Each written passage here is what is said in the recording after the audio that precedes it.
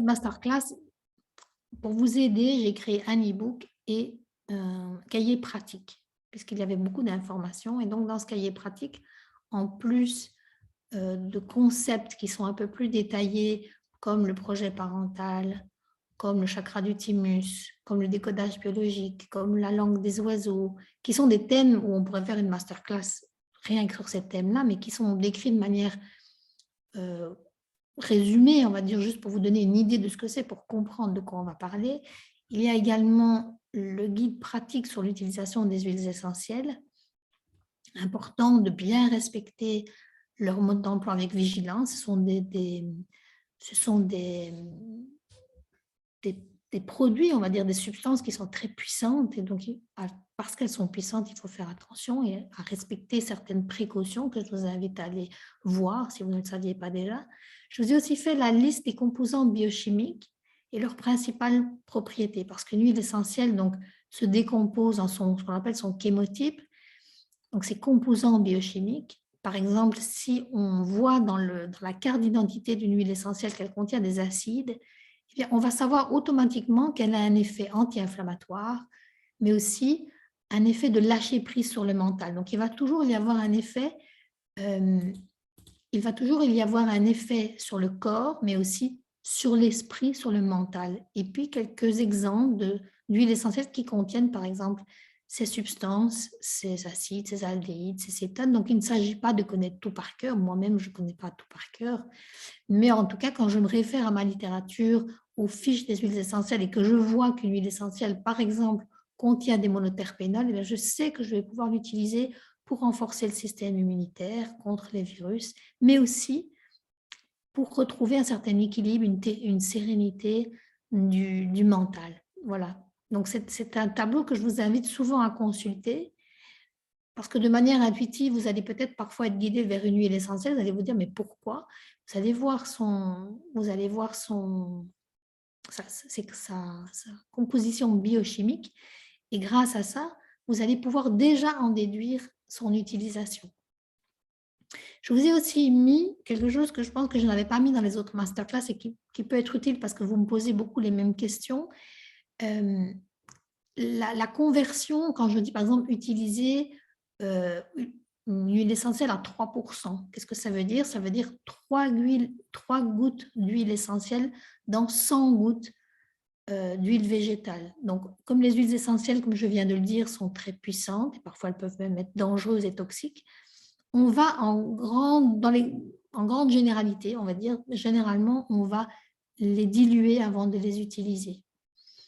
Donc, je vous ai mis un tableau de dilution, de conversion des dilutions selon qu'on veuille l'utiliser sur la peau, en cosmétique, selon qu'on veut utiliser sur les articulations, les ligaments, tout ce qui est tégumentaire, c'est-à-dire peau, articulation, ligaments, cheveux et ongles, selon qu'on veut avoir une action sur le système nerveux ou sur un massage circulatoire, etc. Ou alors une action thérapeutique pure. Par exemple, quand on se fait une brûlure, on peut utiliser parfois l'huile essentielle à 50%, donc 50% d'huile essentielle pour 50% d'huile végétale, ou même pure. Parfois, la lavande, c'est une huile qu'on peut mettre pure directement sur la peau. Donc, ce petit tableau, ce cahier pratique est vraiment destiné à pouvoir utiliser les huiles essentielles dans la pratique, pour pouvoir les mettre en pratique, pour pouvoir vraiment en faire l'expérience. Voilà. Donc, il y a plusieurs huiles essentielles que je vais présenter aujourd'hui. Certaines ont déjà été étudiées en profondeur dans d'autres masterclass. Donc, je ne suis pas revenue sur tous les effets physiques, puisque ce n'était pas le but, ce n'était pas d'encombrer cette masterclass, puisqu'elle est vraiment axée sur le tarot. Mais par contre, je vous ai quand même remis chaque fois la petite fiche pour chaque huile essentielle avec la photo de la plante, son effet principal ou ses effets principaux, la manière dont on peut l'utiliser. Et attention, en rouge, j'ai toujours mis les contre-indications ou les choses sur lesquelles il faut faire attention. Les fameux composants biochimiques dont je vous ai fait la liste en haut et donc vous pouvez aller voir directement par la composition biochimique les effets de l'huile essentielle. Donc, il y a toutes les huiles essentielles qui sont décrites ici, que vous pourrez aller revoir. Donc, je ne vais pas aujourd'hui m'attarder sur chaque huile essentielle, vraiment dans ses propriétés. Ce n'est pas le but. Je vais vous expliquer pourquoi je les ai choisies, dans le cadre de l'aromatarot. Et puis, alors vient vraiment la pratique de l'aromatarot. Chapitre 10 du cahier pratique, vous avez comment concilier le tarot et les huiles essentielles, puisque c'est une méthode, je pense, inédite. Je ne sais pas, en tout cas, j'ai l'impression d'avoir, si pas créé, peut-être peaufiné cette méthode, si elle existe déjà, en tout cas, moi, je n'ai rien trouvé. Comment faire, en fait? Et donc, l'idée, c'est d'abord vraiment de se purifier, de se nettoyer des énergies dont on peut être chargé en se lavant tout simplement les mains au savon de Marseille. Pourquoi pas mettre un petit peu de diffuser d'huile essentielle de citron et d'encens qui permettent de purifier les ondes qui nous entourent pour vraiment pouvoir laisser l'énergie de notre intuition nous guider, puisque c'est ça en fait le tarot. C'est important pour moi de préciser que le tarot, dans le cadre de la masterclass, et en tout cas dans le cadre de mon approche, je n'utilise pas le tarot à des fins divinatoires. Donc, je ne vais pas essayer de deviner votre avenir, je ne vais pas vous donner des conseils sur votre avenir ou vous montrer comment faire. Vous allez voir que c'est une méthode complètement différente, c'est une méthode de transformation de soi, c'est une méthode de développement personnel. C'est un guide, c'est vraiment comme si on avait un gourou à domicile, un guide, un ange gardien, un guide spirituel qui nous permet tous les jours de nous aider à prendre les bonnes décisions, à transformer quelque chose en nous, parce que quelque chose demande à être transformé, demande à évoluer.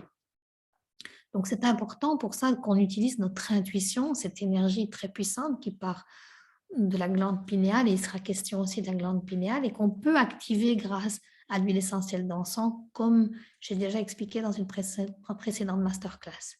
Donc, naturellement, ici, on ne va pas pouvoir éteindre le téléphone puisqu'on est en ligne, mais quand vous ferez vos tirages, c'est bien de couper toutes les sources de pollution électromagnétique. Et puis, vous pouvez étaler un linge blanc devant vous, une feuille de papier blanche, vraiment pour faire un espace neutre. Et puis, allumer une bougie, symbole naturellement de lumière, mais aussi de chaleur, qui va être aussi une énergie qui va aider à canaliser cette intuition. Et ensuite, avec votre fameux tarot, vos cartes, vous étalez les 22 arcanes majeures, puisque c'est ceux-là dont il est question dans l'aromatarot. Je n'utilise que les arcanes majeures.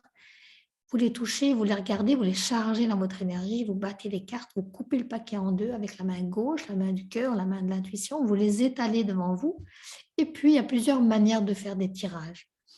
Vous pourrez, ça je vais l'expliquer tout à l'heure, on parlera tout à l'heure du projet parental, on pourra essayer de comprendre quel est le projet parental de nos parents. Il y a une méthode que vous pourrez aller lire, je ne vais pas la décrire ici, que vous pourrez aller lire pour découvrir le projet parental de nos parents. Ou bien je l'expliquerai tout à l'heure, vraiment quand on sera dans le vif du sujet.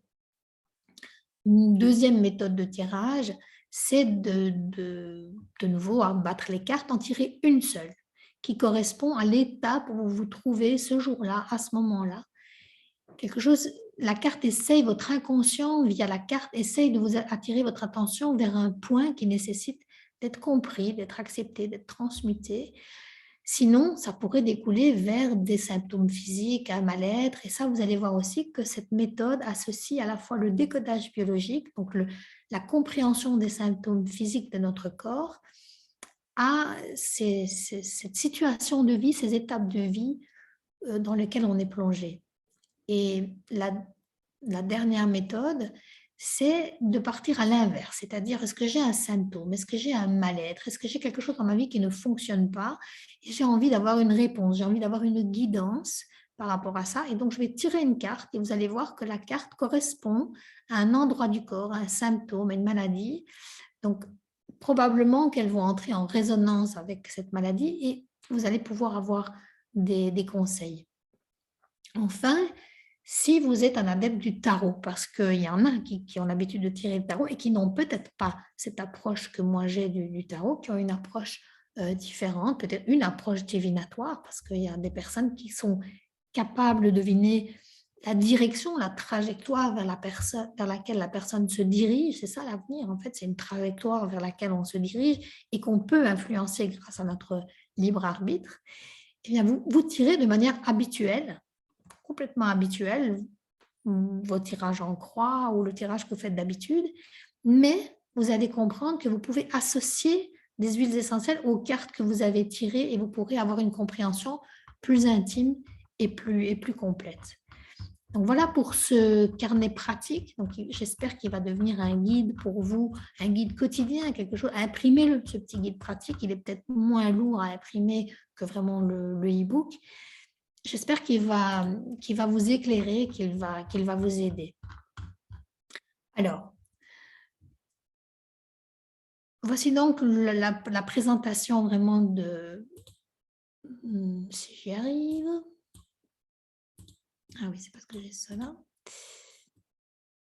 Je vais donc ouvrir en grand la présentation de l'e-book. On va utiliser comme support l'e-book. Donc, je ne vais pas lire l'e-book, évidemment, mais l'idée, c'est de vous guider via cet e-book, que vous puissiez rechercher vos informations facilement également.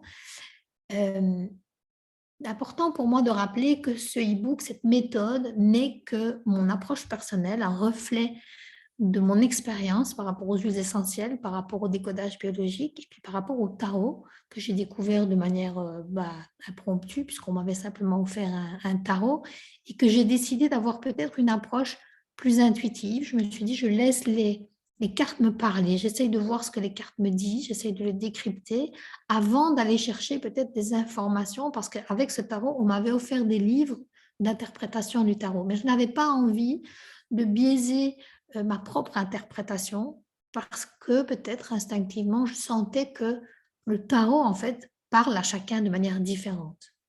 Donc, il est possible que les interprétations que je vais faire aujourd'hui des cartes, et c'est vraiment mon interprétation personnelle, peut-être que ça ne va pas vous parler, peut-être que vous verrez d'autres choses dans ces cartes parce que ça correspond à une de vos expériences, à une de vos croyances.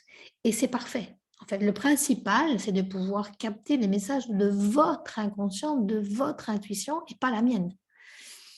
Donc, c'est une méthode qui est là pour vous guider. C'est une méthode qui peut vous aider à résoudre certains problèmes physiques. Alors, ça ne remplace pas naturellement une consultation médicale.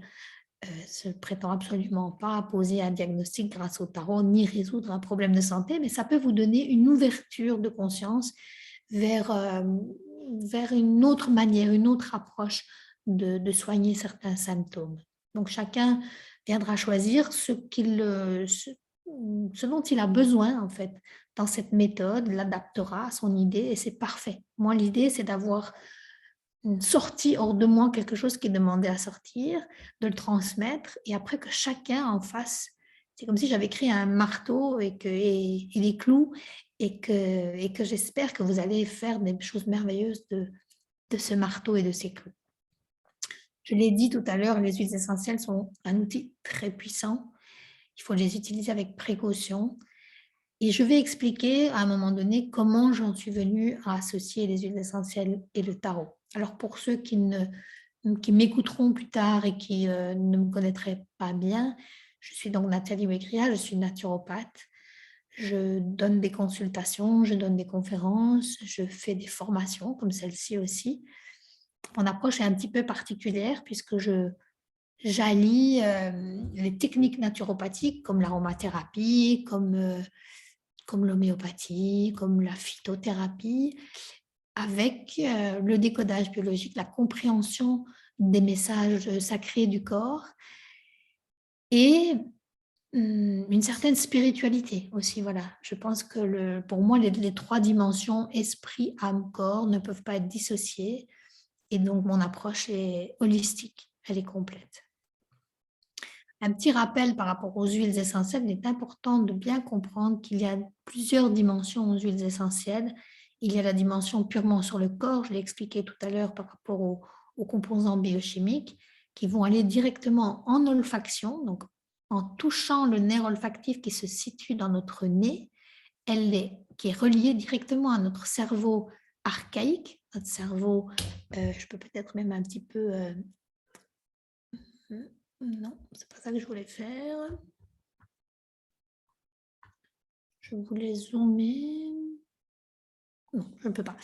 Peut-être que vous, sur votre propre e-book, si vous le suivez sur un autre support, vous pouvez voir en fait les différentes parties du cerveau et voir que ce nerf olfactif est relié directement au cerveau archaïque, le cerveau ancien, le cerveau reptilien, le c'est le cerveau de nos émotions, c'est le cerveau que nous ne savons pas contrôler. C'est ce qui nous fait faire des choses incontrôlables.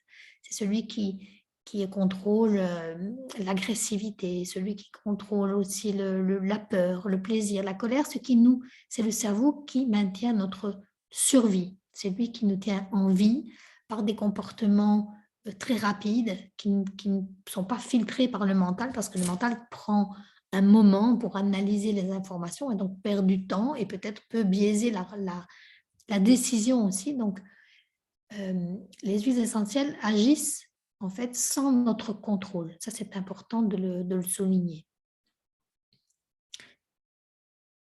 Naturellement, il y a 22 arcanes dans un tarot. Donc, un tarot de Marseille est composé de 78 cartes, séparées en deux familles, on va dire, les arcanes majeures, 22 arcanes majeures, et puis les autres, les arcanes mineurs. Ce qui m'a intéressé ici, c'est d'abord les arcanes majeures, puisque le tarot, c'est quelque chose qui peut prendre, à mon avis, une vie à étudier. Donc, je me suis dit, je vais déjà commencer par les 22 premières, et puis on verra. Et quand j'ai commencé avec les 22, j'ai réalisé qu'en fait, je n'étais pas la seule à m'être intéressée aux 22 arcanes, que beaucoup de personnes, et notamment Alejandro Jodorowsky, que j'ai découvert après et qui est venu en fait réconcilier, on va dire, les débuts, les prémices de ma méthode avec son approche aussi. Donc, il y a beaucoup de son esprit dans cette méthode. Je ne pouvais pas non plus, en 3 heures de temps, étudier 22 arcanes. Ce n'était pas possible. Et 22 huiles essentielles, déjà ici, j'en ai choisi 8 et c'est déjà très, très long et très riche. J'ai donc choisi des arcanes qui, pour moi, symbolisaient les étapes majeures ou les étapes les plus importantes. Après, c'est peut-être subjectif, mais en tout cas, c'est celle que j'ai choisie. On va parler, donc le tarot de Marseille, 22 arcanes. Alors, si vous n'êtes pas du tout familier avec le tarot de Marseille, ça se présente comme ceci. Je les présente maintenant à l'écran. Des cartes qui représentent un personnage, souvent, dans un environnement, qui parfois ont un nom, parfois ont un numéro, parfois les deux, parfois un nom. Les arcanes sont numérotées. Il n'y a qu'une carte qui n'est pas numérotée, justement. C'est le mât, qui est appelé aussi le fou. Il n'est pas numéroté. Et il y a une carte qui est numérotée, mais qui n'a pas de nom. C'est l'arcane sans nom. On l'appelle aussi parfois la mort parce qu'elle a une apparence de squelette et elle a une faux qui rappelle la grande faucheuse, la mort. Sinon, elles sont numérotées et leur numéro a aussi une importance. Dans la guématria, dans la géométrie sacrée, les nombres ont aussi une vibration et rien que le nombre que possède la carte a une vibration propre et une signification propre aussi. Donc, vous voyez la richesse d'une seule carte où on peut analyser à la fois ce qui est représenté sur la carte. L'idée, c'est de vraiment analyser. C'est un homme, il y a un chien, il lui mord la fesse, il a un bâton, il a un petit sac sur l'épaule, il avance, il a le nez en l'air, il sifflote, il a un bonnet, il a des chaussures rouges, il a les pieds sur terre, il est sur la terre. Voilà. Il y a beaucoup, beaucoup de choses qu'on peut interpréter. Et puis, le fait qu'il ait un numéro ou pas, le fait qu'il ait un nom, qu'est-ce que la signification de son nom, la sonorité de son nom, parce que vous allez voir tout à l'heure, on va parler de la langue des oiseaux, on va se rendre compte que la sonorité du mot peut avoir différentes significations, et donc il peut y avoir des messages cachés. Donc le tarot est en fait une source de messages cachés qui parlent à notre inconscient. Il y a une carte qui n'a pas de numéro, donc elle pourrait être la première, elle pourrait être la 22e, on n'en sait rien, ou elle peut-être se mettre n'importe où. Parce que quand on étale les 22 cartes devant soi, on se rend compte que, en fait, ces 22 cartes dessinent un parcours initiatique d'un petit bonhomme qui se met en route, qui quitte sa maison, son foyer, ses parents peut-être, sa famille, et qui se met en route comme nous le faisons tous. À un moment donné, nous nous mettons tous en route, nous sortons de notre famille, nous sortons du foyer parental, nous nous mettons en route à la quête de quelque chose. Et dans la Genèse, ce livre très important qui a influencé des millénaires d'êtres humains, une des premières phrases, il est écrit Lekleka. Et Lekleka, bon, il est dit Lekleka, dit Dieu à Abraham. Donc, à un moment donné dans la Genèse, Dieu dit à Abraham, un des pères patriarches, Lekleka, quitte ton pays, quitte la maison de ton père. Donc, le message, c'est de nous dire, sors de chez toi, va déjà à l'extérieur, va déjà découvrir le monde, va voir de quoi est composé le monde, de quoi est fait le monde. Mets-toi en chemin, mets-toi en mouvement, parce que tu vas non pas vers l'inconnu, oui, tu vas vers l'inconnu, mais tu vas surtout vers toi, vers qui tu es vraiment. Pas ce que tes parents ont fait de toi, pas ce qu'on t'a appris, pas ce qu'on t'a transmis, mais qui tu es vraiment. Et notre quête à tous, je pense que ceux qui m'écoutent ce matin et ceux qui m'écouteront plus tard ont probablement le même sentiment. On sent on est en quête vers qui on est vraiment. On sent bien que ce qu'on vit aujourd'hui, ce n'est peut-être pas qui on est vraiment. Alors quand on observe la carte d'humain, puisque c'est la première, c'est lui qui se met en route, c'est lui qui va faire le chemin en fait. Toutes les transformations des différentes arcanes, c'est lui qui va les faire. C'est une énergie en fait qui est à l'intérieur de nous qui va commencer à se mettre en chemin. Alors pourquoi est-ce qu'on l'appelle aussi le fou? Parce que cette énergie qui nous pousse à sortir de chez nous, elle peut paraître une folie en fait. On était bien, on était en sécurité chez soi. Pourquoi est-ce qu'on se met en route? Pourquoi est-ce qu'on quitte ce foyer sécurisant à la découverte de l'inconnu, à la découverte du risque? Ça peut paraître un peu comme une folie. La folie, qu'est-ce que c'est? C'est perdre tous ses repères, c'est ne plus accepter la réalité telle qu'elle est, c'est aller vers une nouvelle réalité. Et donc, pour la plupart des gens, c'est de la folie. C'est comme ça qu'on détermine la folie. C'est quelqu'un qui n'accepte pas la réalité telle qu'elle est. C'est quelqu'un qui remet en question la réalité et les croyances acquises et l'éducation.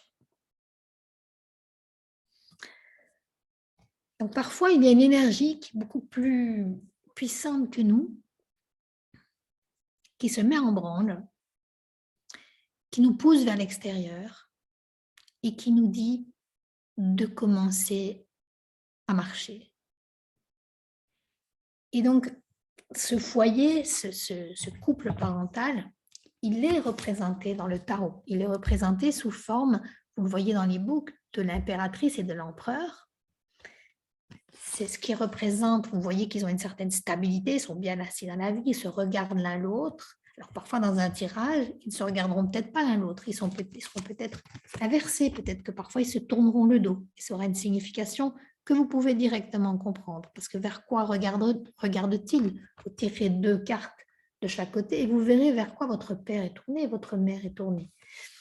C'est donc important pour cette énergie qui est à l'intérieur de nous, qui nous survivra après notre mort, de se mettre en route et déjà de s'affranchir du couple parental.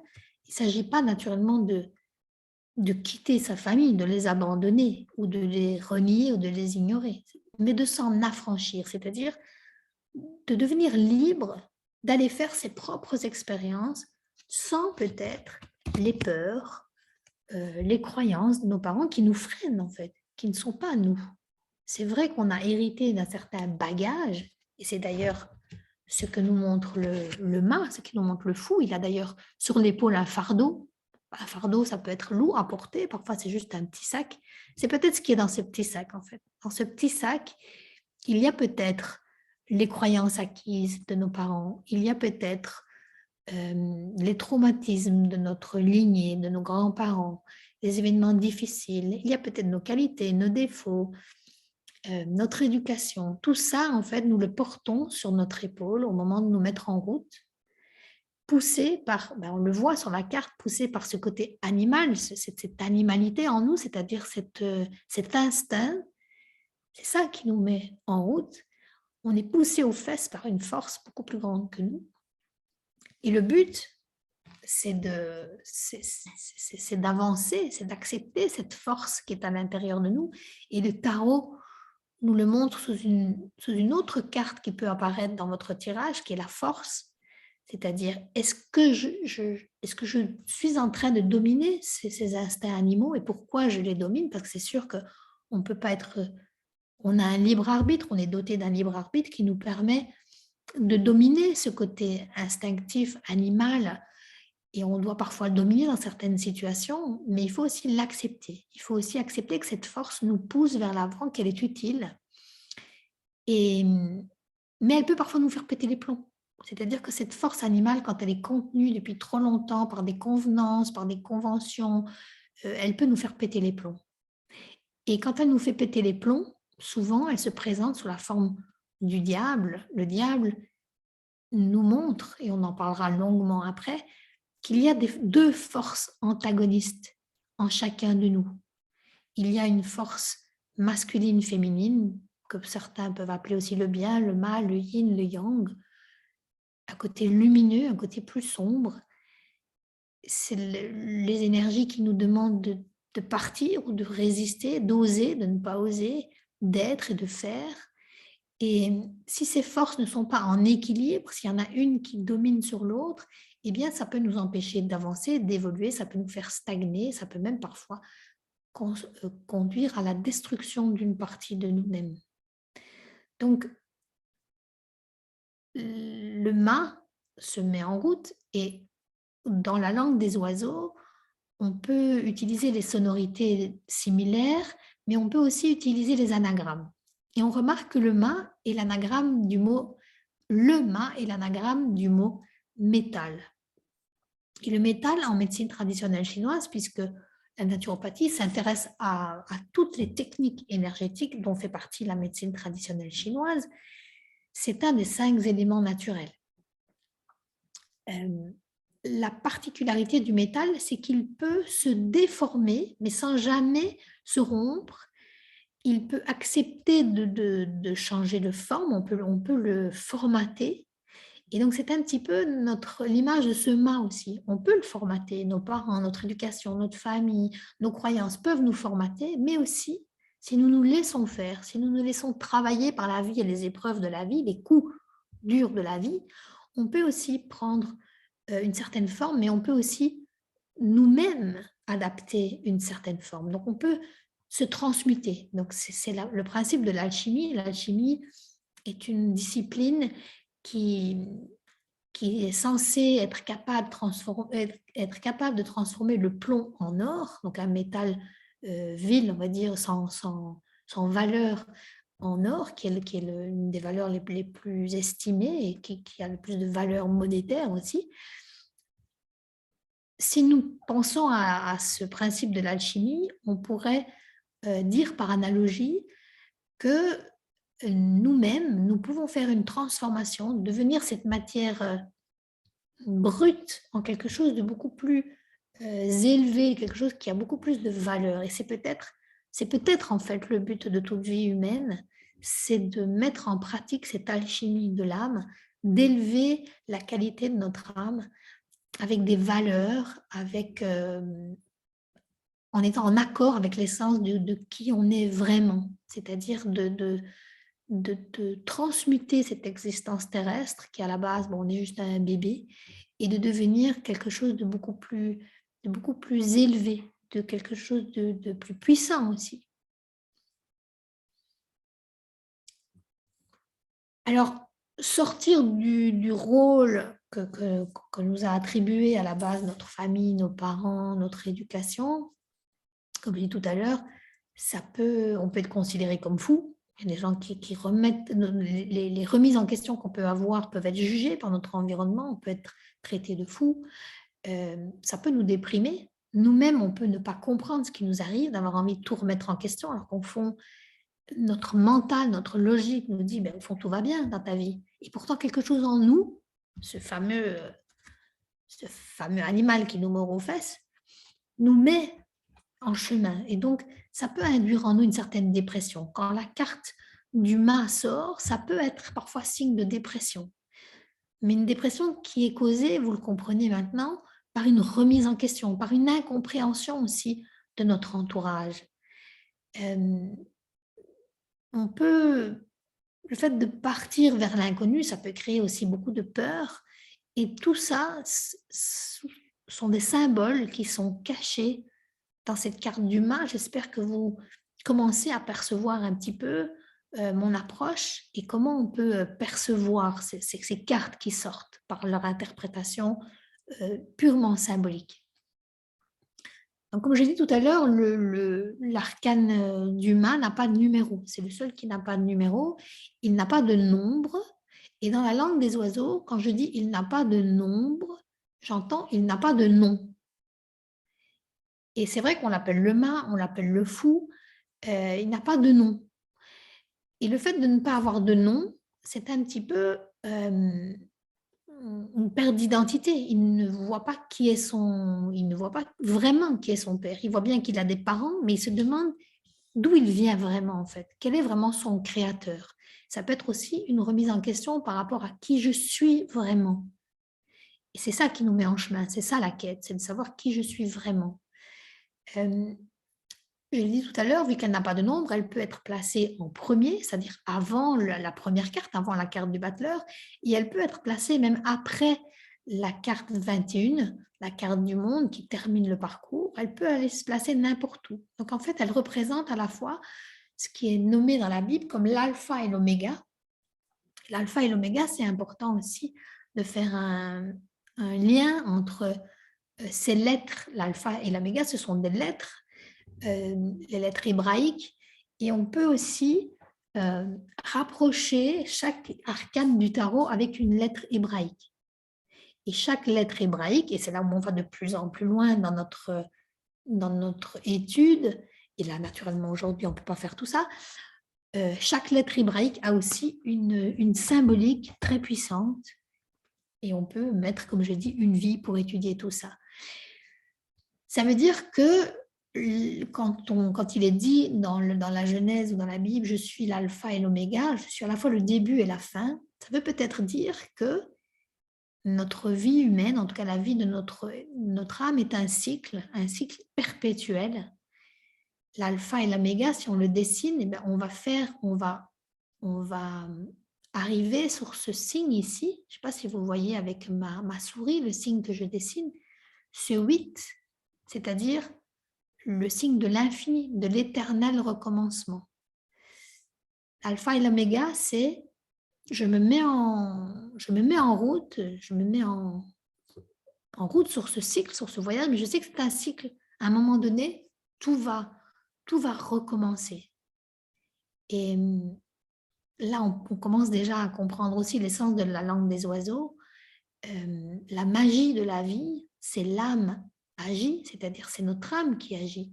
Peut-être que cette petite force, c'est cet animal qui nous pousse aux fesses, c'est peut-être nos instincts biologiques, ce sont peut-être nos instincts biologiques, mais c'est peut-être aussi notre âme qui agit, cette énergie subtile qui nous anime, et dans anime, il y a anima. Anima en grec, ça veut dire l'esprit, le souffle, l'âme, quelque chose qui existe en nous, qui fait qu'on est en vie. Et cette âme, puisque ce souffle, puisque c'est une énergie, ben selon les lois naturelles de la nature, puisque le tarot nous invite aussi à aller dans le monde, découvrir cette nature, c'est une énergie, et dans l'énergie, il est dit que rien ne se perd, rien ne se gagne, tout se transforme. Donc c'est une énergie qui est déjà créée, qui existe déjà, qui existera toujours, mais qui va se transformer.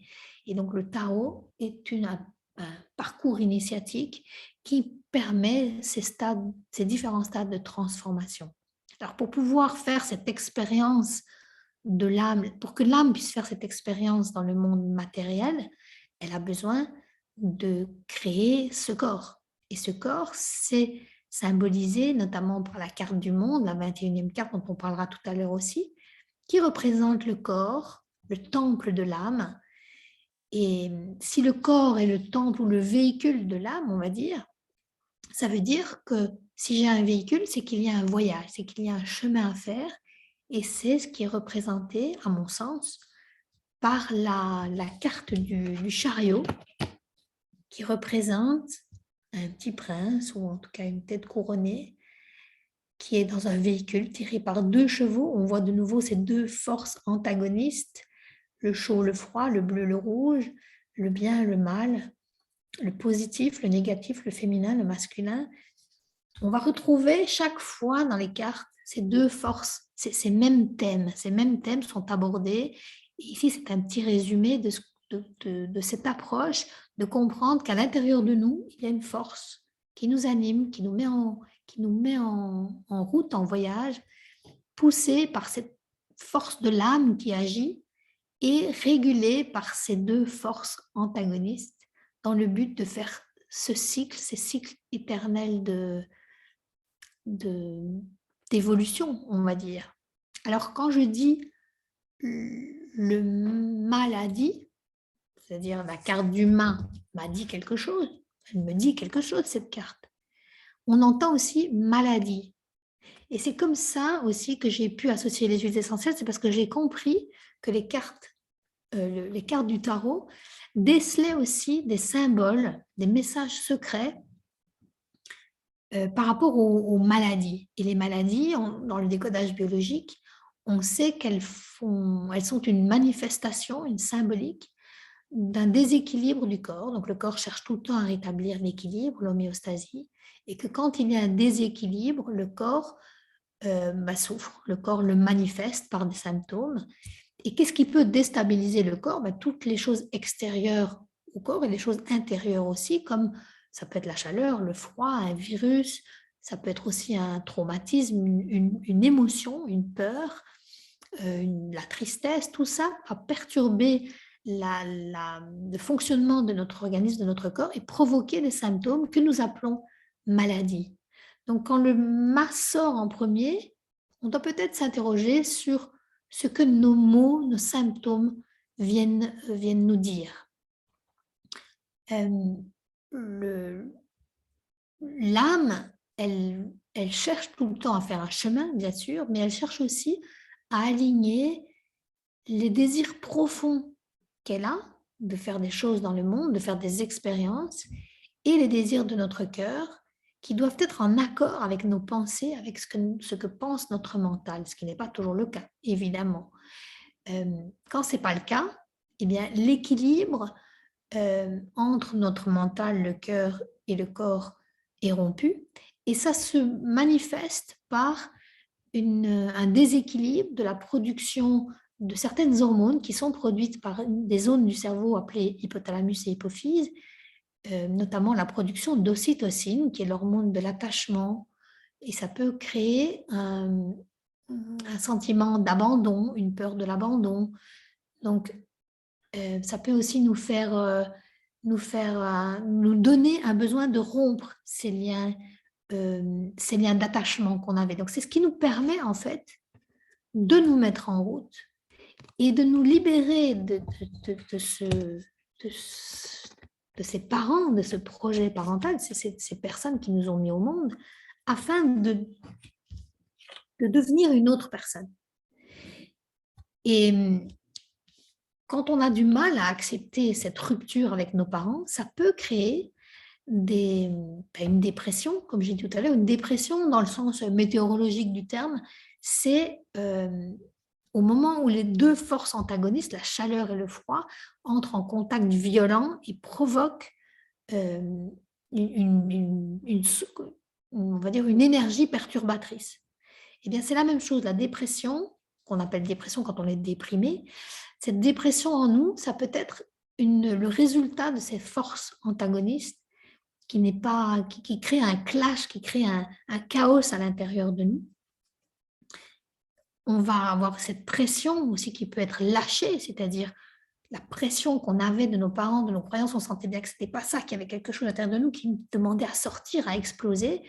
Ça crée en nous une dépression. On lâche la pression, c'est un lâcher-prise. Et ce lâcher-prise n'est pas toujours accepté avec facilité. Et donc, ça peut créer aussi cet état de dépression. Et puis, les troubles de l'attachement qu'on peut avoir envers nos familles, ça peut aussi provoquer des déséquilibres. On peut se sentir désorienté, désemparé, on peut se prendre la tête, être en colère, on peut avoir peur, on peut devenir anxieux, angoissé. Et tout ça, le corps va essayer de de les contrecarrer, de les rééquilibrer. Et ça va faire beaucoup travailler la glande thyroïde, qui est le chef d'orchestre de nos hormones. Et donc, parfois, le mât vient nous indiquer un problème au niveau de la thyroïde. Par exemple, avec l'hyperthyroïdie, un des symptômes de la thyroïdie, c'est souvent la thermophobie, le fait qu'on a vite chaud. Donc, cette chaleur, ce trop d'énergie, ce trop de feu à l'intérieur de nous-mêmes qui nous pousse aux fesses, peut se manifester sous forme de problème de thyroïde. Alors, quand notre âme pète les plombs comme ça, quand elle nous pousse à sortir de notre vie, de notre zone de confort, d'aller errer comme ce mât, de partir, de courir le monde et d'affronter les 21 étapes initiatiques qui nous attendent, eh bien, pour initier ce mouvement, pour le faciliter, pour ne pas que nous en souffrions, il y a une huile essentielle, et je l'ai expliqué dans une des interventions que j'ai faites avant de faire la masterclass, comment je suis arrivée à découvrir la bergamote. Et d'abord, ça a été quand j'étais jeune, puisque j'avais lu un livre en fait où l'héroïne se parfumait au talc de bergamote et j'avais trop envie de faire comme elle, je sais pas, c'est quelque chose m'appelait. J'avais demandé à mon pharmacien si c'était possible, il m'avait créé du talc à la bergamote. Et c'est peut-être cette bergamote qui m'a mise sur mon chemin, qui m'a mise en route, qui m'a permis de quitter, puisque j'ai quitté ma famille à 19 ans, je me suis mariée, je suis partie en Angleterre, je suis partie vivre avec un Anglais, je me suis mariée, qui m'a permis de sortir de ce cocon familial qui était certes un cocon, mais où il y avait beaucoup de conflits, il y avait beaucoup mon fardeau était très lourd. C'est peut-être ça qui m'a mis en route, au fond. Et je l'ai compris beaucoup plus tard quand je suis allée en Corse, c'est que j'ai découvert les huiles essentielles, notamment l'immortelle, et qu'un des producteurs d'huile essentielle d'immortelle m'a fait découvrir la bergamote que je ne connaissais pas. Je ne me rendais pas compte, en fait, quand j'avais 15-16 ans, que la bergamote, c'était un fruit. Pour moi, c'était abstrait, en fait. C'était juste une substance dans du talc. Je n'avais jamais vu de bergamote en Belgique, il ne pousse pas de bergamote. Donc, c'est quand l'univers m'a conduit en Corse, parce que c'est ça le chemin aussi. C'est rencontrer une personne qui nous fait rencontrer une autre personne, qui finalement nous amène sur une terre, qui nous fait rencontrer d'autres personnes, qui finalement nous mène à pourquoi pas une bergamote. C'est ça qui m'a fait comprendre que cette huile essentielle était essentielle à notre départ, à notre mise en mouvement. Voilà déjà, donc, rien que sur cette initiation, on comprend comment le pouvoir vibratoire, comment les composants volatiles subtils d'une huile essentielle peuvent affecter notre cerveau au point de changer nos comportements, de provoquer certains comportements chez nous, notamment la production ou la sous-production d'ocytocine qui nous permet de nous détacher de nos parents, de nous détacher de nos familles, de nous détacher de ceux qui nous sont chers, de nous mettre en chemin vers quelque chose d'autre et qui nous fait passer à une deuxième étape de la transformation, de ce chemin initiatique qu'on va faire. Et cette première étape, elle porte le numéro 1, c'est la carte du battleur, il est appelé le battleur, nous permet de quitter nos créateurs, nos parents, ceux qui nous ont créés, pour aller peut-être même peut-être abandonner tout ce qui nous a créés pour retourner à l'essence de nous-mêmes, de qui on est vraiment, et pouvoir utiliser, parce qu'on voit ici sur la table, on voit un sac ouvert, et peut-être que ce sac ouvert n'est rien d'autre que ce fameux sac, ce fardeau qu'on portait. On l'a maintenant ouvert sur la table, on a vidé son contenu, et on a des choses devant nous. On a des croyances, on a des traumatismes, on a des qualités, on a des défauts, on a des possibilités, on a des opportunités, on a des menaces aussi. On a sur notre table, et cette table, vous la voyez, elle tient sur 3 pieds, elle est un peu bancale en fait, parce qu'on n'est jamais en équilibre, on n'est jamais tout à fait stable avec le battleur. Et dans la vie, on n'est jamais stable. Tout est une remise en question de tous les jours. Tous les jours, on se réveille et on est en vie. Et quand on va se coucher le soir, on ne sait pas où on va, en fait. Donc, la remise en question est perpétuelle et c'est symbolisé par le chapeau du battleur en forme de 8 qui nous indique que nous sommes des êtres qui sommes sur la Terre nous a accueillis, pas tout à fait en équilibre, on va tout le temps rechercher l'équilibre, sinon tout ce qui est sur la table va tomber, donc on recherche tout le temps l'équilibre, c'est une recherche permanente, un cycle infini de recherche d'équilibre. On a deux énergies en nous, à droite, à gauche. On voit ici dans sa main un bâton, qui est un peu, on pourrait imaginer que c'est un petit peu un symbole phallique, c'est quelque chose qui peut rentrer à l'intérieur de quelque chose d'autre. Et si on suit, je ne sais pas si vous voyez mon curseur, mais si on suit la trajectoire de ce bâton, il se dirige vers quelque chose de rond, quelque chose quelque chose d'ouvert, et il pourrait aller s'insérer à l'intérieur, et c'est le symbole de la création, du masculin qui rentre dans le féminin, de ces deux énergies à l'intérieur de nous-mêmes. Pas seulement pas le fait, si on est une femme, de rencontrer un homme ou d'un homme de rencontrer une femme, mais aussi ces deux énergies qui sont à l'intérieur de nous-mêmes, une à droite, une à gauche, qui nous permettent de créer. Et on voit que cette énergie-là, elle est située au niveau du nombril. Et donc, c'est au niveau de notre nombril, au niveau de notre chakra du nombril, que ce sentiment, ce besoin de création se trouve. Donc, il y a beaucoup de symboles cachés, vous le voyez dans cette carte. Il y a aussi le 1, c'est-à-dire l'unité. Au départ, je ne faisais qu'un, je n'étais qu'un avec ma source, avec ma mère. Je me suis libérée de ce schéma. Je veux devenir qui je suis vraiment, et pour ça, je dois utiliser ces deux forces et tout le contenu de ce sac. Donc, il ne s'agit pas non plus de renier ou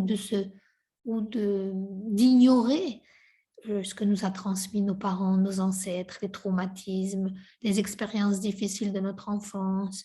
Non, c'est de les utiliser pour les transformer, pour faire quelque chose avec tout ça. Un petit peu comme si on l'a déjà fait. Et Marie-Aimée, peut-être que ça va te rappeler quelque chose. Quand on avait fait la retraite naturopathique à Tenerife, tous les jours, dans nos promenades, on glanait quelque chose, un objet qui attirait notre attention. Et à la fin, l'idée, c'était de créer quelque chose à partir de ces objets, un peu comme si on pouvait faire du recyclage ou on pouvait faire une composition avec ça. Et on avait créé chacun sa composition. Et c'est vraiment le symbole de ça, en fait. Ce sont des choses qu'on va aussi, non seulement qu'on a dans ce sac, mais qu'on va aussi glaner au fur et à mesure de nos expériences et qu'on va pouvoir transformer, transmuter. On est sur Terre pour faire quelque chose, pour créer quelque chose. Chacun, individuellement, nous sommes uniques. C'est pour ça qu'il y a le 1. Nous sommes uniques. Personne d'autre n'est comme nous. Notre ADN est unique. Nos empreintes digitales sont uniques. Et nous sommes là pour venir laisser notre empreinte dans le monde, une empreinte la plus positive possible. Alors, on a dit que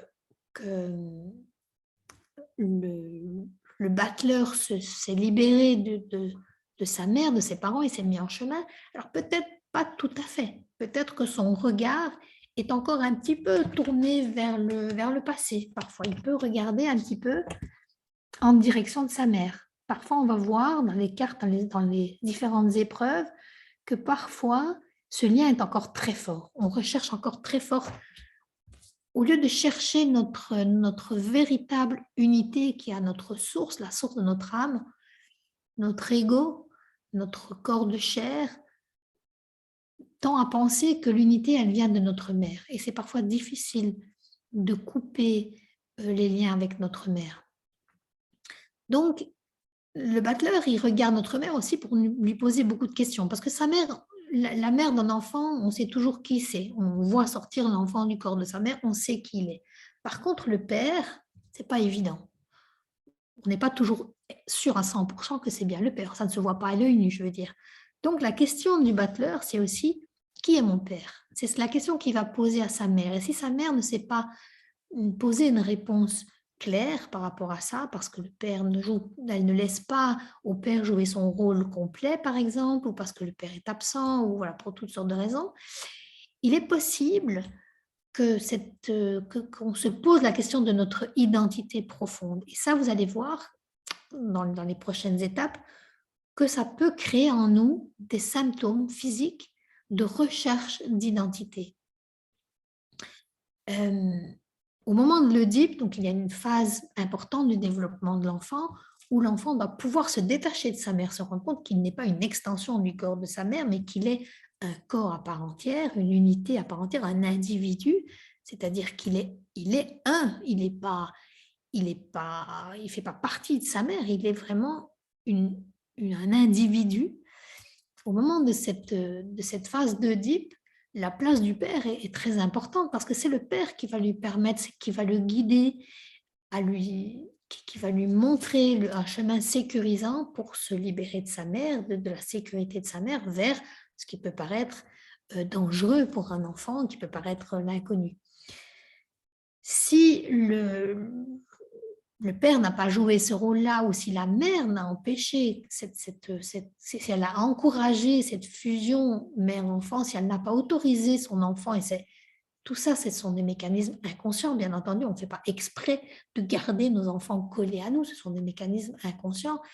Mais si en tout cas l'enfant n'a pas pu se défusionner de sa mère, il est possible en fait que ce côté, si c'est un homme, que ce côté masculin, si c'est une femme, que cette force masculine en elle ne puisse pas s'affirmer. Et on peut voir, par exemple, on peut voir, après on le verra, que chez un homme, le côté féminin va être plus présent, il va avoir un rejet du côté masculin, de son côté masculin, et chez la femme aussi, cette énergie masculine va être mise en veilleuse, et donc ça cause un déséquilibre.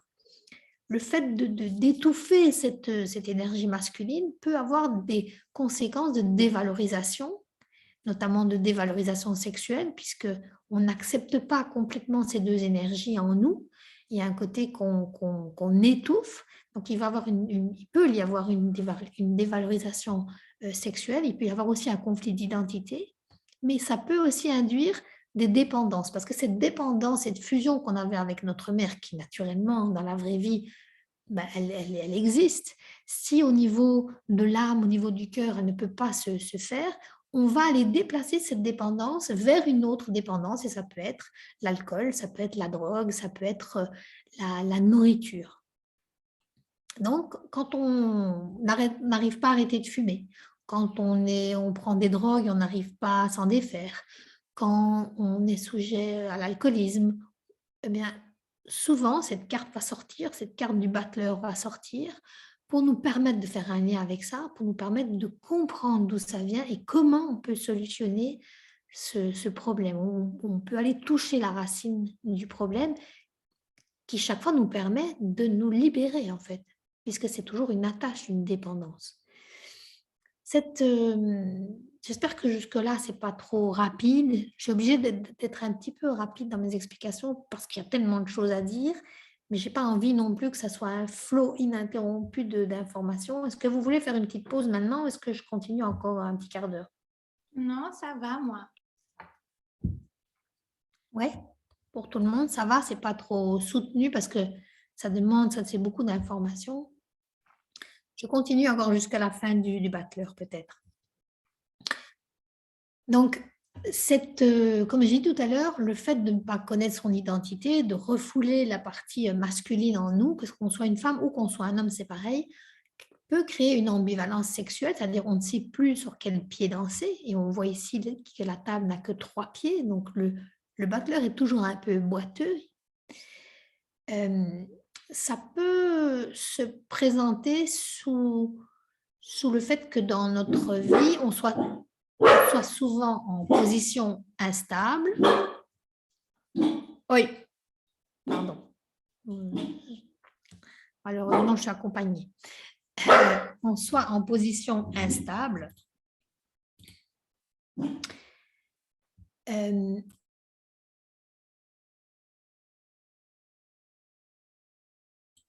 on soit en position instable et cette instabilité peut se manifester par exemple, des problèmes de hanche, des pathologies de la hanche avec remplacement de la hanche, avec de la boiterie, parfois des gens qui boitent, des entorses, des problèmes aussi par rapport à la sexualité.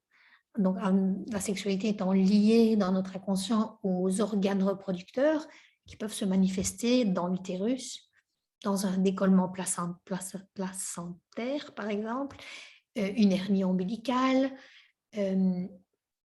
tout ce qui est lié au système gynécologique ou le système reproducteur de l'homme, souvent se manifeste par la carte du battleur ou le battleur peut les révéler. S'ils ne sont pas encore, s'ils sont toujours en dormance, il peut les révéler et on peut toujours changer le cap parce que c'est ça le but de tirer le tarot, c'est d'avoir une guidance pour toujours ajuster notre comportement, notre cap de manière à faire le voyage le plus équilibré, le plus harmonieux possible.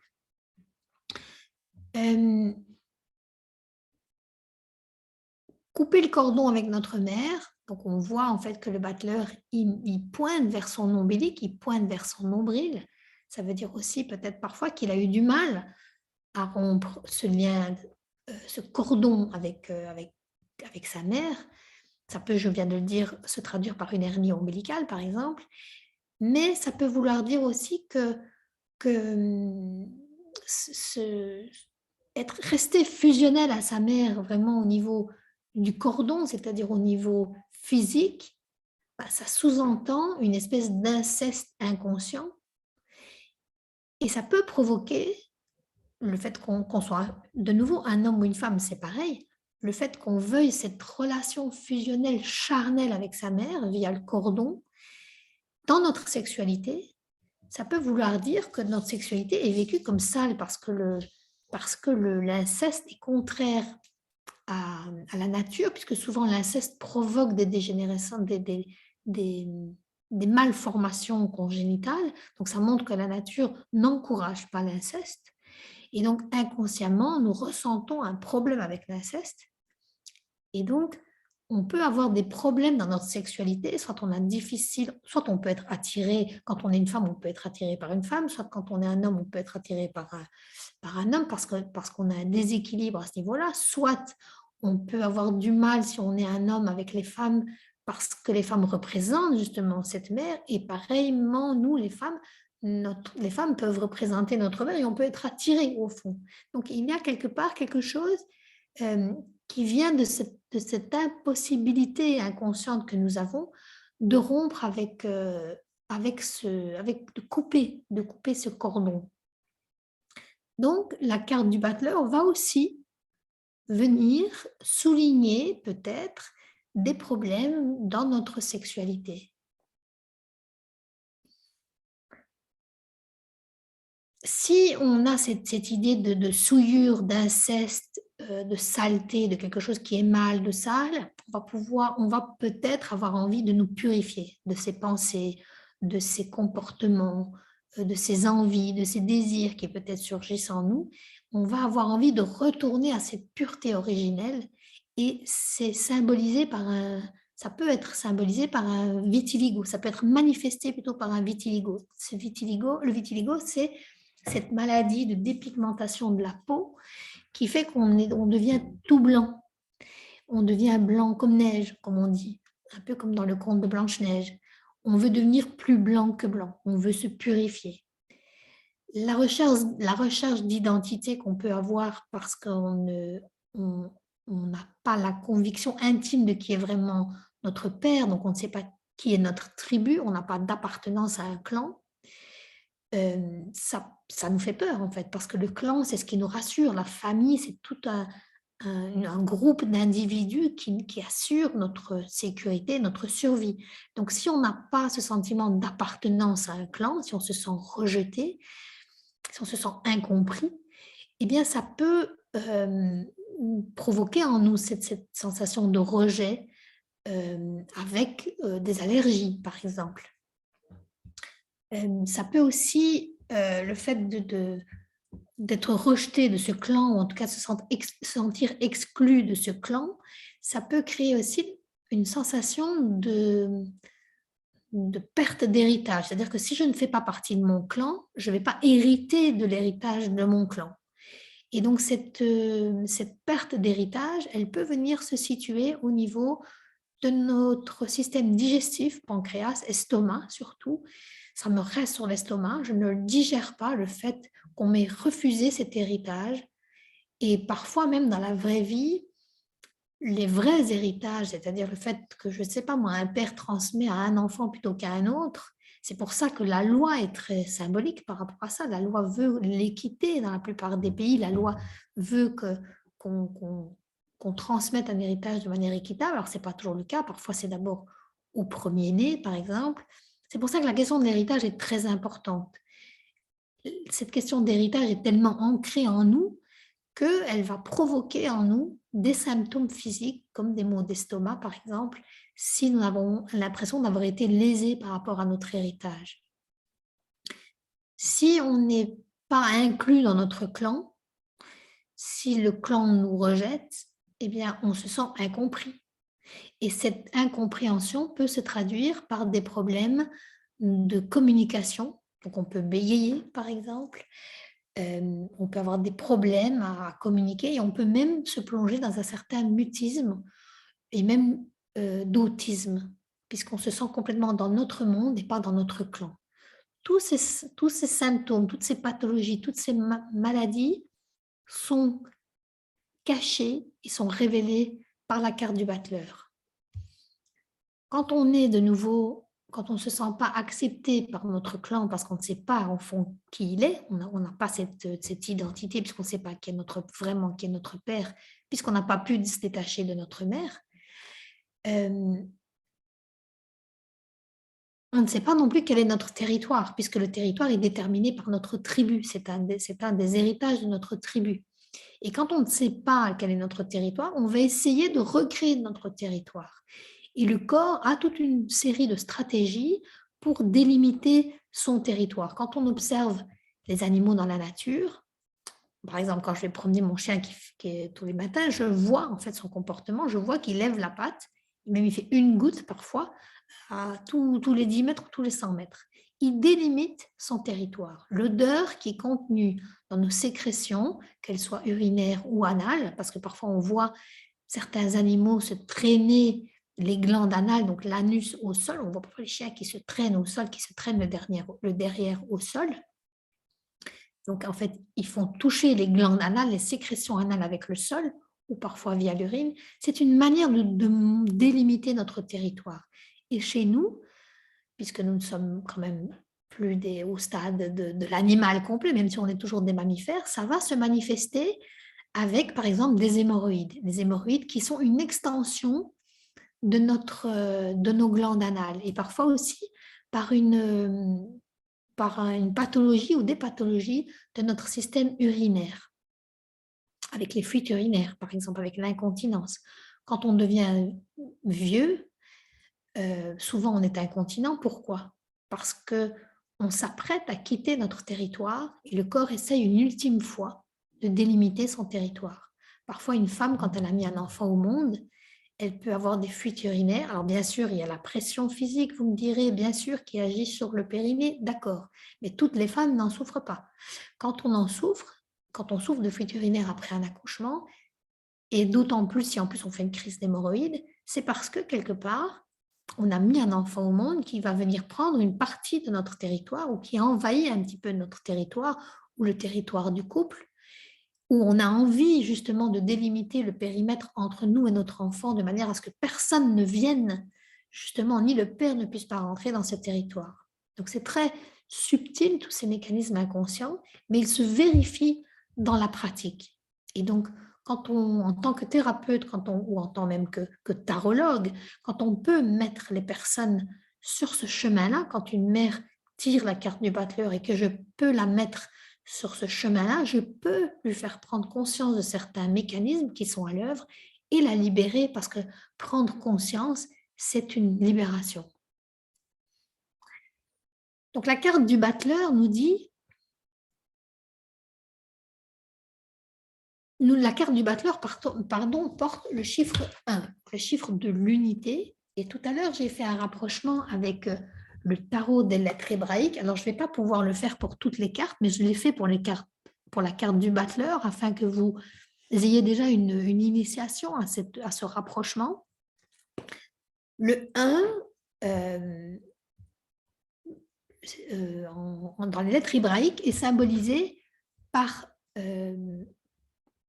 cette lettre Aleph, qui est la première carte, qui est donc l'unité. Et cette lettre Aleph, donc qui est représentée comme ceci, elle ressemble un petit peu à des cornes stylisées, on va dire, de taureau, on va dire, par exemple. Donc, on voit un peu ces cornes. Et elle rappelle un petit peu aussi, oups, j'arrive pas à descendre. Là, je crois que ça bloque un petit peu la visibilité. Elle rappelle aussi les cornes du diable qu'on va voir tout à l'heure. Donc, il y a en nous des espèces d'antennes, ces cornes qui sont des antennes qui nous permettent de capter ces messages subtils, ces messages de notre inconscient, ces messages venus du haut, de l'esprit, on peut dire, qui nous viennent d'où en fait, d'où nous viennent tous ces messages, d'où nous vient notre intuition. En tout cas, ils nous permettent de les capter et nous sommes, c'est ça que représente aussi le battleur. Le battleur nous dit que nous sommes un pont entre le ciel, c'est-à-dire tous ces messages subtils, et la terre et cette incarnation terrestre. Mais qu'au fond, nous ne cessons jamais de faire un avec notre source. Nous pouvons toujours retourner à notre source, toujours retourner à l'unité, parce que nous ne l'avons jamais vraiment quitté. Notre âme est juste venue s'incarner dans un véhicule, faire un voyage. Et ce n'est pas parce que je rentre dans une voiture que je deviens la voiture.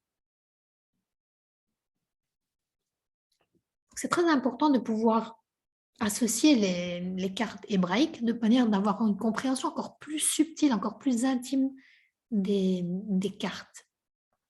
Quand j'ai dit tout à l'heure le mât n'a pas de nombre, ça veut dire que il a perdu jusqu'à son nombre, c'est-à-dire aussi son ombre, c'est-à-dire l'ombre qu'il projette sur le sol. Et comment est-ce qu'il l'a fait? En se rapprochant de son nombril, c'est-à-dire de sa capacité à créer, et en se retournant vers lui-même, à l'intérieur de lui-même, là au point le point qui le connectait à sa mère qui est sa mère biologique, qui est venue l'aider à venir au monde, à s'incarner, mais qui n'est pas véritablement la source de qui il est. Si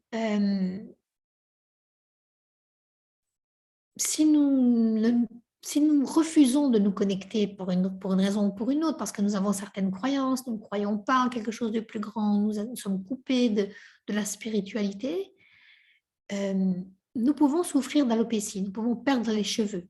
Les cheveux, c'est notre couronne en fait, c'est ce qui nous connecte avec le ciel. C'est pour ça que Samson avait une chevelure très, très longue. Plus on a les cheveux longs et plus ces connexions sont longues et possibles et plus elles approchent le ciel. Donc c'est ce qui nous donne notre puissance. Donc la carte du battleur peut aussi venir attirer notre attention sur un problème de cheveux, sur notre tête, sur ce qui se passe au niveau du mental. Et elle nous dit aussi que devant lui, il y a donc sur cette table toutes sortes d'outils, toutes sortes de choses, et que si ces désirs qui sont situés au niveau du nombril sont étouffés par ces peurs, ça va me créer une ambivalence de l'action, c'est-à-dire j'y vais pas. Et ça me crée une déstabilisation.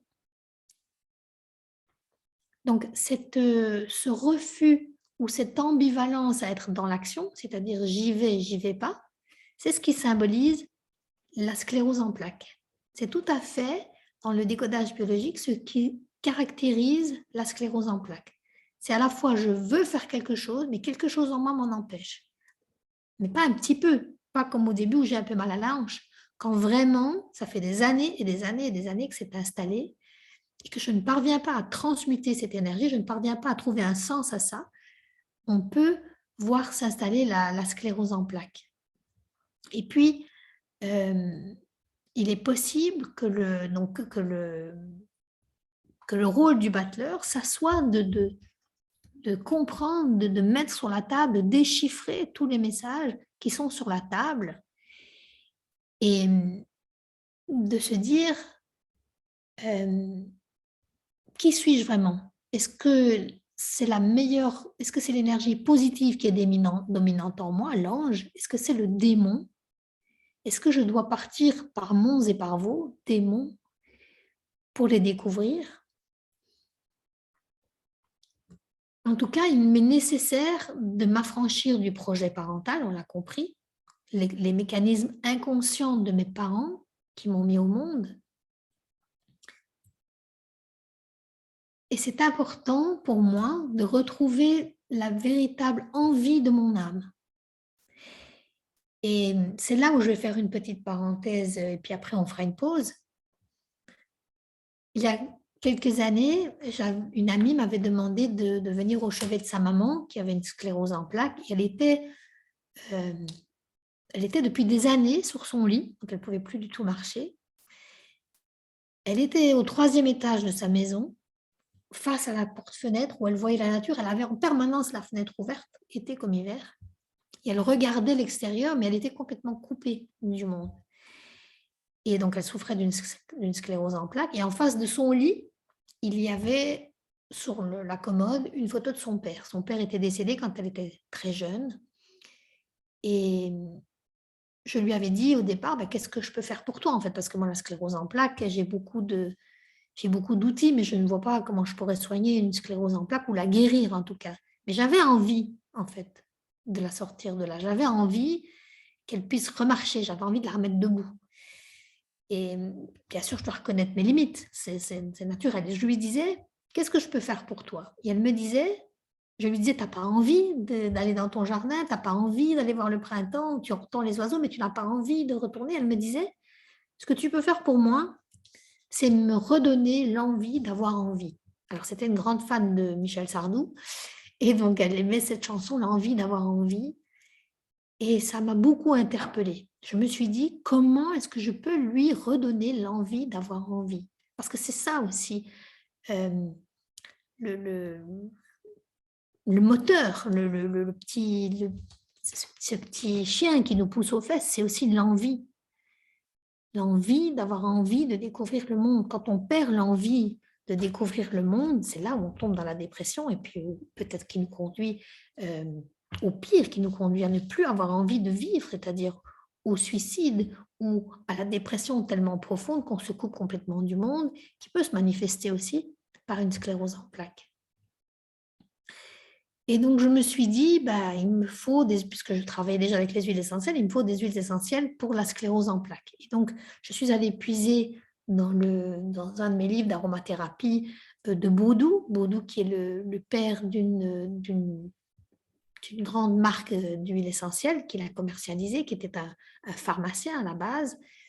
Et j'ai vu qu'il y avait une synergie qui pouvait soulager, aider, qui était recommandée en cas de sclérose en plaques. Et elle comprenait du Ravinsara, du cyste, du titri, du palmarosa, du laurier noble et de l'épinette. Alors je me suis dit, ok, je vais essayer ça. Et en allant analyser chaque huile essentielle pour ses propriétés psycho-énergétiques, non plus pour le corps en lui-même, je me suis rendu compte, oui, le laurier, on le sait, il favorise la communication, la parole, afin de pouvoir faciliter l'expression qui nous permet de sortir de ce silence, en fait, qui nous permet de nous sortir du néant, parce que le silence, c'est le néant.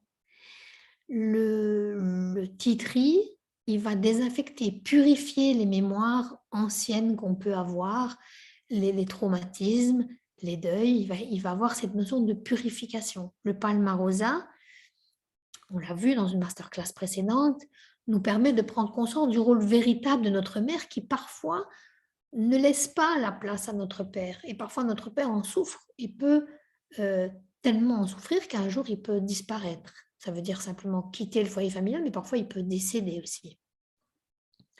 Le cyste, lui, il va déloger les anciennes mémoires cellulaires. Et l'épinette, qui est un sapin, un type de sapin, lui, il va véhiculer la notion de clan. C'est très rare de voir un sapin tout seul. Généralement, un sapin est dans une forêt. Il a des racines très profondes, il est très tourné vers le ciel. Il est immortel puisque ses aiguilles ne tombent jamais. Il va donc transmettre une notion à la fois de sécurité, d'élévation, de pureté et aussi d'immortalité. Et le Ravinsara, c'est une huile essentielle qui nous ramène à l'équilibre. Il cherche l'équilibre, il cherche la stabilité. C'est pour ça que c'est une huile essentielle primordiale dans l'immunité. Il va venir un peu secouer ceux qui sont dans un état léthargique, ceux qui fuient leurs responsabilités. Donc je me suis dit, c'est tout à fait indiqué. C'est tout à fait indiqué pour elle. Donc je vais l'utiliser. Mais est-ce que c'était vraiment les huiles essentielles qui allaient lui donner l'envie d'avoir envie? Peut-être pas, parce qu'elle a finalement attrapé un cancer du sein. Cancer du sein lié à la perte de son père. On a pu le décrypter, on a pu le comprendre, elle a pu en prendre conscience. Peut-être que si j'avais pu, à l'époque, je n'ai pas eu cette intuition, je n'avais peut-être pas suffisamment de connaissances à l'époque. Si j'avais utilisé le patchouli, peut-être que la situation aurait été différente, ou pas. Le patchouli, c'est une huile essentielle qui nous enracine. Et quand je dis je m'enracine, j'entends aussi je mentir, racine. C'est-à-dire, je mens par rapport à mes racines ou mes racines me mentent. Et je me suis dit, mais à l'époque, de nouveau, je n'ai pas compris, s'il y avait une huile essentielle qui pouvait, puisque c'est la carte du battleur, c'est la carte appelée par le battleur, qui pourrait soigner les pathologies de l'estomac, soigner les hémorroïdes, c'est-à-dire donc l'estomac, l'héritage, les hémorroïdes, le territoire, qui soit immunostimulante, c'est-à-dire qui régule notre immunité, donc les allergies, donc le rejet de l'extérieur, qui soit neurotonique, c'est-à-dire qui stimule le système neuromusculaire, qui soit purifiante, aphrodisiaque, c'est-à-dire qui nous donne envie d'avoir envie, qui nous donne toutes ces envies. L'aphrodisiaque, c'est ce qui réveille notre libido, notre envie sexuelle, qui soulage à la fois les jambes lourdes, c'est-à-dire les jambes du battleur qui parfois sont lourdes et qui empêchent d'avancer parce qu'elles sont gonflées, elles sont lourdes, et qui encouragent le lâcher prise. Je me disais, s'il existait une huile essentielle qui peut faire tout ça, eh bien, elle nous permettrait de nous réconcilier avec nos origines, nos racines. Elle favoriserait l'enracinement dans la matière, dans cette incarnation.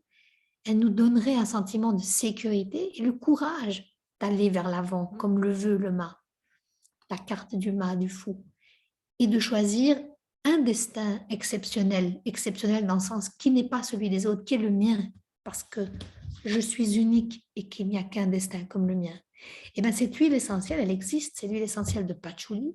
Elle travaille sur toutes ces pathologies physiques et aussi sur cette sphère psycho-énergétique. On l'a étudié dans une masterclass précédente, donc ici je ne vais pas m'étendre sur l'utilité du patchouli, mais le but, c'était maintenant d'arriver, puisque je vais clôturer la fin de cette première partie, c'était que déjà, après 1 heure et demie de masterclass, vous puissiez avoir conscience du lien entre les messages cachés, symboliques de notre inconscient qui sont manifestés à la fois par des symboles qui peuvent se retrouver sur une carte de Tao, par la puissance des nombres qui sont représentés également par les lettres hébraïques liées au Tao, par la puissance de nos symptômes physiques qui sont aussi une expression de notre âme, de la mal-être de notre âme, et que ces mots physiques sont également cachés, symbolisés par le Tao, et que ces mots physiques peuvent être soulagés par certaines huiles essentielles, par leurs composants volatiles, mais aussi par leur pouvoir psycho-énergétique.